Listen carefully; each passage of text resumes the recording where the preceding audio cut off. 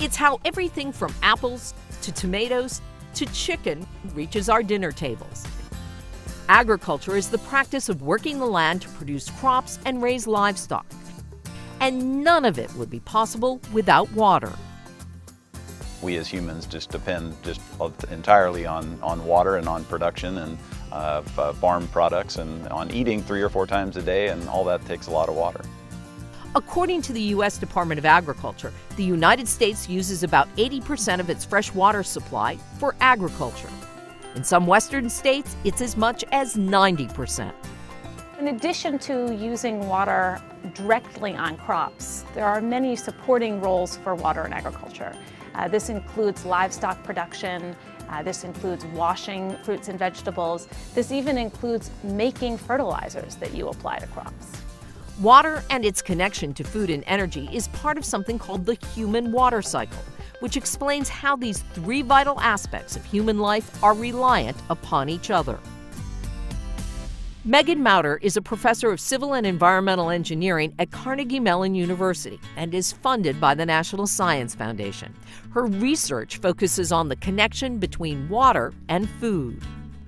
We do work on the supporting systems for agriculture, particularly on how to ensure a sustainable water supply in agricultural systems.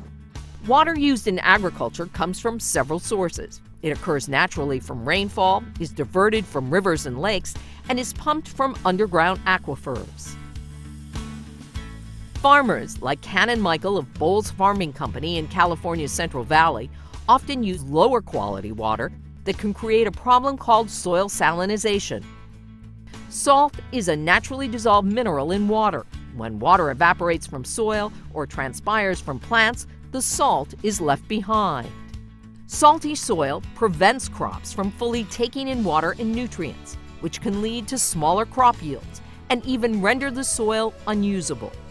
And with 7 billion people on the planet to feed, farmers want to keep agricultural lands healthy and productive. This field here that I'm standing in is a good example of a really bad salt issue, and you can just visually sort of see not only the unevenness of this area here, but also a very small plant compared even to an area just very close by with a much bigger plant with much more cotton on it. Michael uses drones equipped with GPS to gather information about the soil quality on his farm, including the areas suffering from soil salinization. Michael also works with local water managers, like Chase Hurley from the San Luis Canal Company, to figure out how and where the water Hurley provides should be used. The main constituent that we're concerned about in the water is salt, and so understanding what is being delivered to us is really important. Soon, Michael and Hurley may have other tools at their disposal to help fight soil salinization.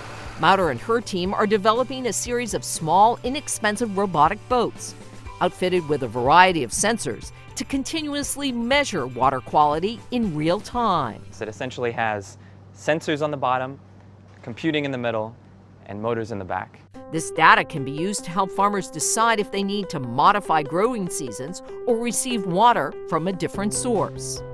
Because each and every farm is a little bit different, the combinations of crops and water salinity that they're applying to those crops differs. Mauter and her team are also looking for ways to desalinate water. One option is a process called capacitive deionization, which uses electricity to separate salt ions from water. You apply an electric field, and the ions migrate to that electric field, effectively depleting the salt concentration in the feed stream. Another option is reverse osmosis, where saline water is pumped at high pressure through a membrane that captures salt. We need to really understand exactly how much water a crop needs at a particular moment and how that water need varies across individual plants or across a field or across an entire region. Mauter believes all of this research will not only help fight soil salinity, but also help policymakers, water managers, and farmers make better decisions about water use, creating a more sustainable human water cycle.